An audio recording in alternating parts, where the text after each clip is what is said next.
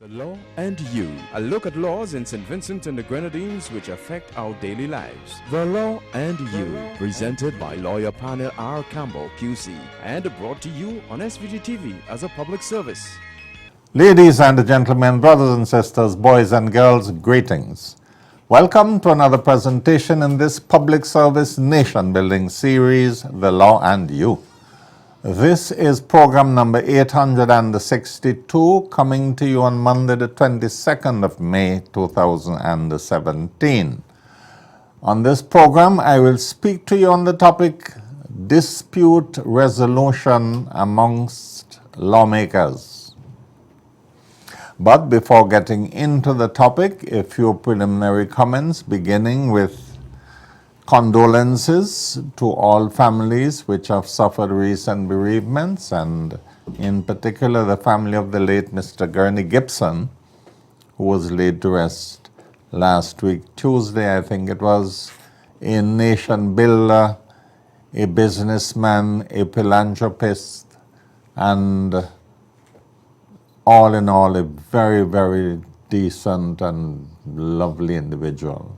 We will all miss Gurney, as everybody knew him. Let me continue to say thank you for the very kind remarks you make on the 20th anniversary of The Law and You. And I am glad that those of you who missed the special anniversary program were able to see it last Monday night when the program was repeated. Next, I want to commend Mr. Lloyd Small, the president of the Wages Council. He came out with a statement when the new wages regulations were published a few days ago, lamenting the low productivity among workers in St. Vincent and the Grenadines. Many people have castigated Mr. Lloyd Small for those remarks, but I say to the brother, you have been on the right track. It is quite true that generally speaking, we are not as productive as we ought to be. And the public service stands as a glaring example of that. I have found that in the last few years, senior public officers are required to attend so many meetings, workshops, seminars, that they have very little time to spend at their desks in their offices doing that which they are employed to do. How many times we don't try to get a senior person in the public service, sometimes for days, and we are told, oh, they're attending a meeting, they've gone to a workshop, they are at a seminar. Now, admittedly, meetings are necessary, as are workshops and so on, but really there must be a balance. Where a senior person finds himself or herself Monday, Tuesday, Wednesday, sometimes Thursday and Friday, out of their offices, attending meetings and being elsewhere than where they should be, then productivity in the service must suffer. So that those in authority should not overburden senior people with so many responsibilities which take them away from their desk, because it is at their desk that they do work. They don't accomplish work at workshops. Those are training exercises. But if they train and train and train and don't have time to spend at the desk doing the work, then they are being trained for nothing. And the balance must be struck. This is not the fault of any particular administration, but the system seems to consume the time of senior people on things which are not primary responsibilities, so that the next time you phone for somebody, a senior person in the public service, and you hear they're not at their desk, don't wonder. It isn't that they're somewhere skylarking or wasting time. They are engaged in what I call unproductive activities, but activities which are considered necessary to their development. So, Mr. Small, you are right on. He drew attention to the fact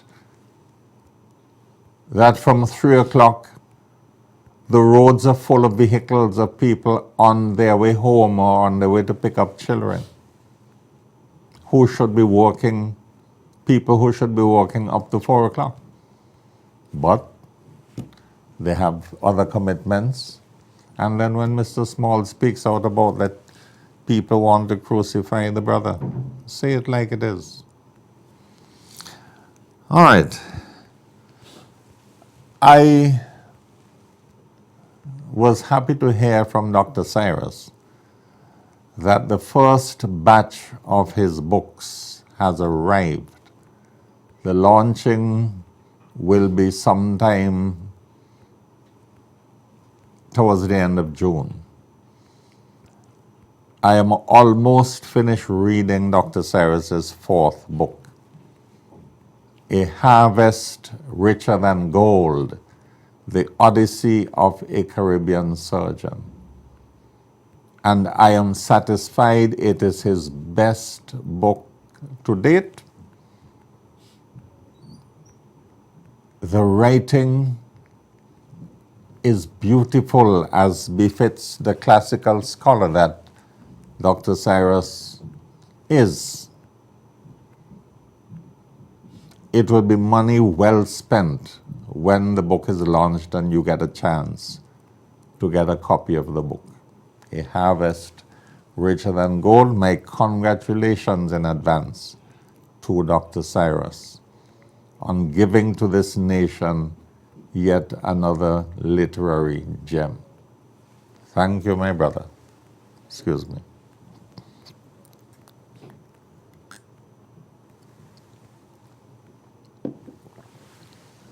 Now, I was reminded yet again that it is a long time I haven't done a quiz on the law and you. So within the next few weeks, Divi, I will prepare another quiz. I know that many of you usually look forward, or used to, when quizzes were more frequent, to answering the questions, and I will do a preparation. So look out for a quiz in due course. All right? Now for the topic of the evening.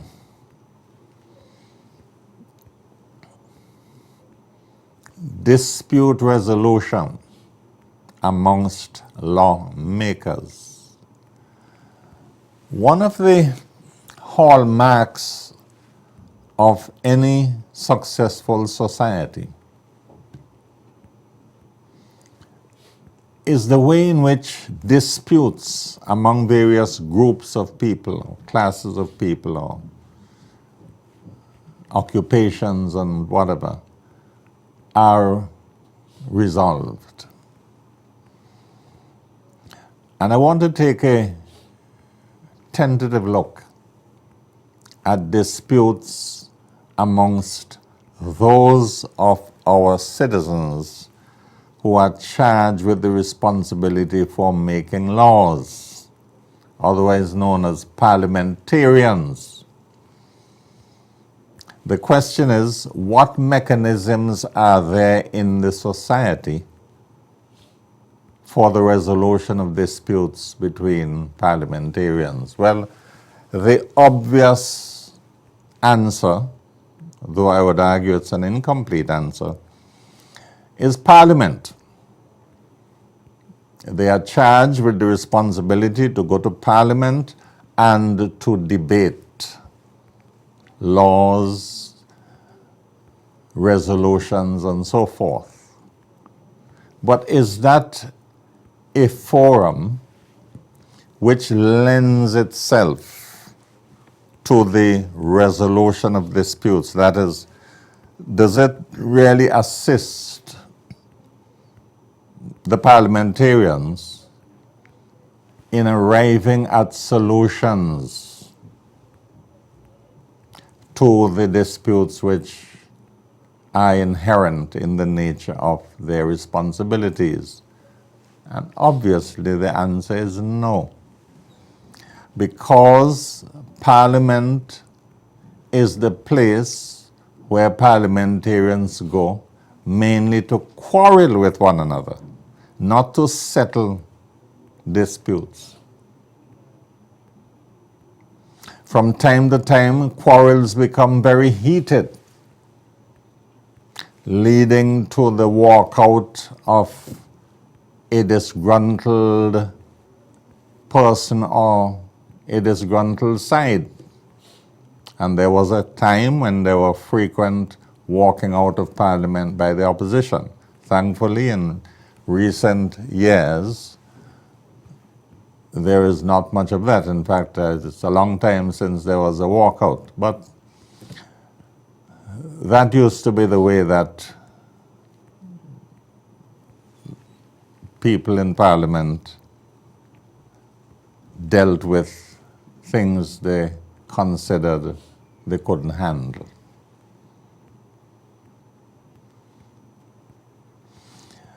I am suggesting that an idea which had come up when we had the public debates on constitutional reform, but which was not pursued by the parties, should be debated yet again. However, I want to propose that there be a twist in the formulation of that idea, an alteration. We had discussed in detail the setting up of a body called NACE, the National Advisory Council of Elders, as a non-political forum where former office holders or prominent citizens who have left the active stage could get together and discuss national issues in a non-political, non-partisan, non-hostile atmosphere. But before we get there, this is what I want to suggest, and I say so in all seriousness, and I hope the idea would be discussed. Just as political parties from time to time would have a retreat where they would get together, socialize, get to know one another, and discuss matters in an informal atmosphere for a day or two or a weekend. What is wrong with both major parties having a joint retreat somewhere, sometime, so that our lawmakers can mix and mingle with one another in a non-hostile atmosphere where there are no passions on display, no officials, no official recordings of what is taking place, just informal rapping in a brotherly atmosphere. Now I can imagine to hear many of you say, oh, that can't happen. But why not? Why can't it happen? I know it would be difficult and it's a novel idea for people of different political camps to mix and mingle, but from my experience as a member of parliament and as a former chairman of a political party for some 15 years, nothing is impossible. Indeed, at every sitting or session of Parliament where there is an evening break, that is precisely what happens in the Speaker's chambers. The members get together, they have refreshments, and surprisingly to you who don't know what goes on inside, they chat, they joke, they laugh, because they are relaxed, they are away from the public glare, they are away from the official record taking. They are just Vincentian brothers and sisters, albeit from two different parties.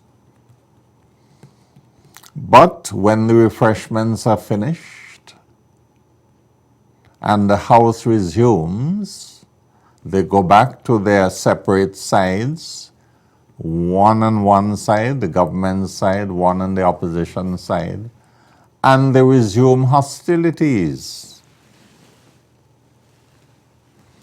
But if you see the way parliamentarians of both parties mix and mingle and socialize during the break in the Speaker's room, you would never believe that they represent two different parties, that these are the same people who a few minutes ago were breathing fire at one another inside when they are on the air. So that from those snippets of my experience as a former parliamentarian, I am convinced that if the members of the two political parties we have were to get together in a retreat, even for a day and a night, away from the glare of publicity, away from officials,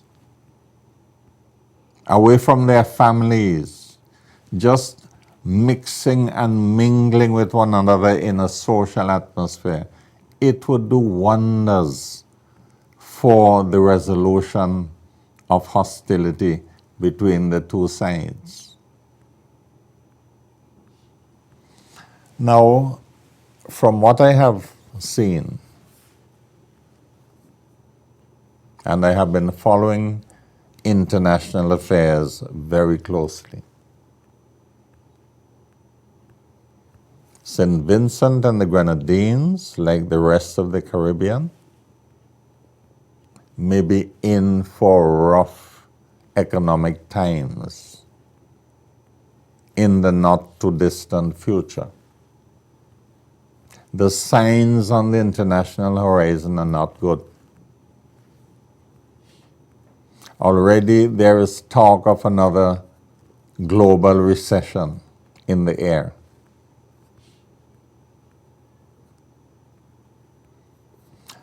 And if it hits, it would hit harder than we have had it before.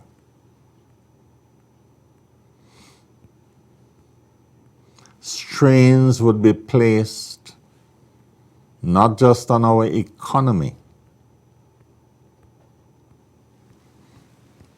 but on our politics, more strains than we have seen in the past.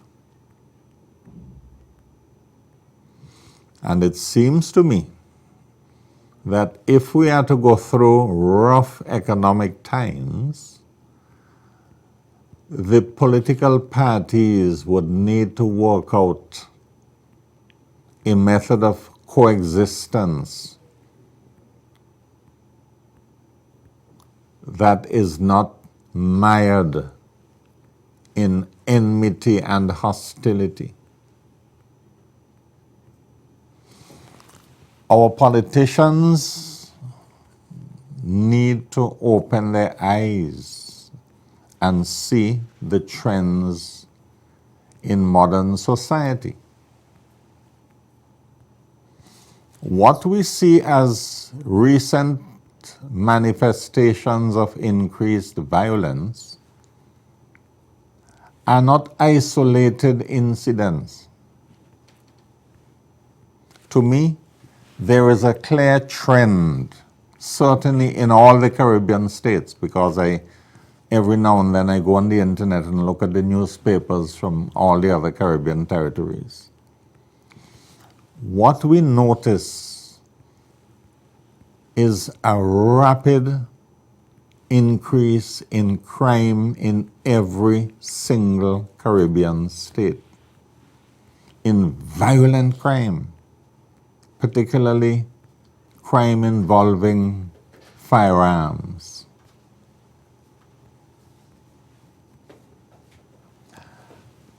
People's behavior is not what it used to be. We are getting short-tempered. We are getting less tolerant.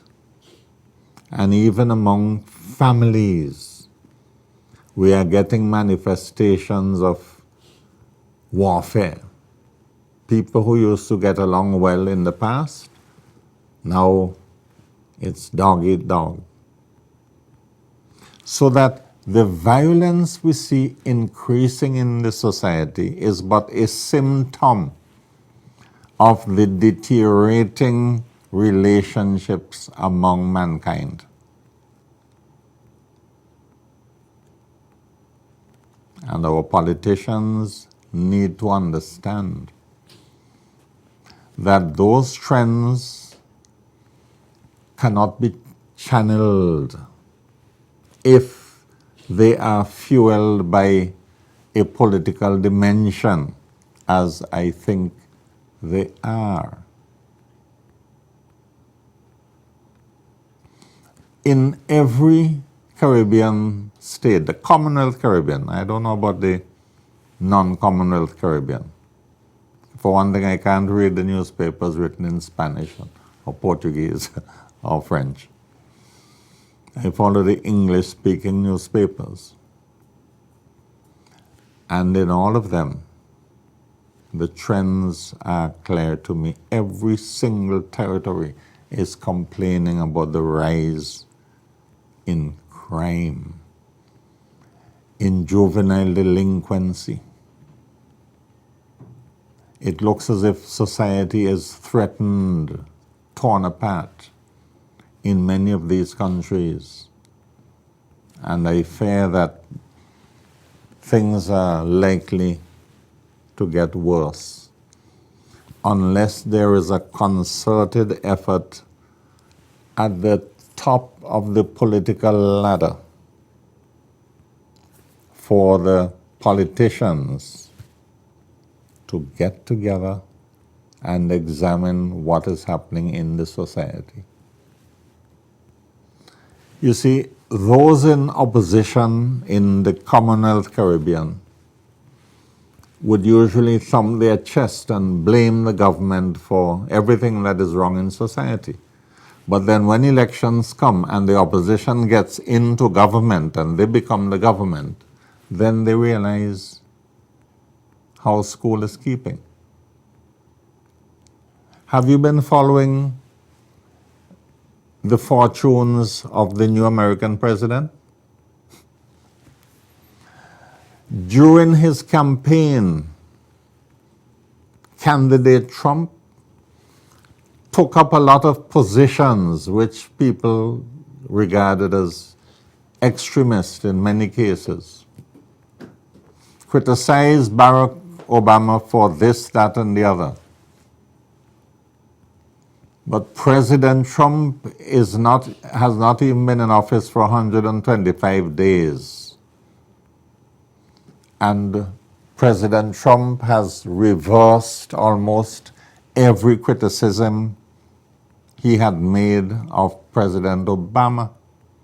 The very things he criticized Obama for, he is now doing it and saying the opposite. So that when you're outside the government, you mustn't be smirk and figure, well, all you have to do is change the government and everything will be okay, because when things change and you become the government, sometimes things get even worse than they were when the government you criticized was in office. So that I will return to that idea that our members of parliament on both sides ought to consider having a joint retreat, even if only experimentally. Even if they had lunch together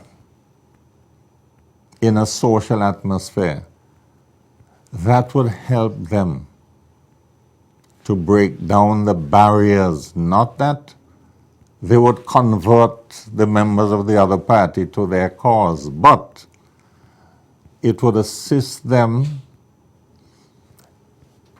in lessening the demonization of the other side. You know, politics has boiled down to government trying to demonize the opposition, opposition trying to demonize government in every society. Now, I'm not talking about St. Vincent and Grenadines. The political system is a process by which you try to tear down the other side.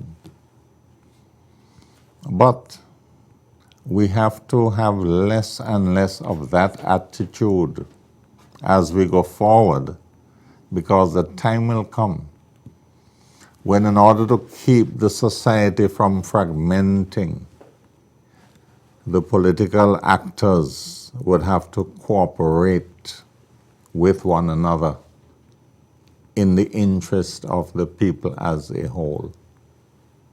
I will continue on this trend because certain things are very clear to me, very clear. But I hope that our parliamentarians would listen and think a bit about what I am saying. They need to become a little more brotherly and less hostile. So that is all from this program of The Law and You. I look forward to being of further service to you next week, Monday DV, for another presentation in this public service nation-building series, The Law and You. Do have a very pleasant week, ladies and gentlemen, brothers and sisters, boys and girls. May the good Lord continue to bless us all, and may He continue especially to bless our members of Parliament and give them wisdom and understanding and brotherly love and tolerance.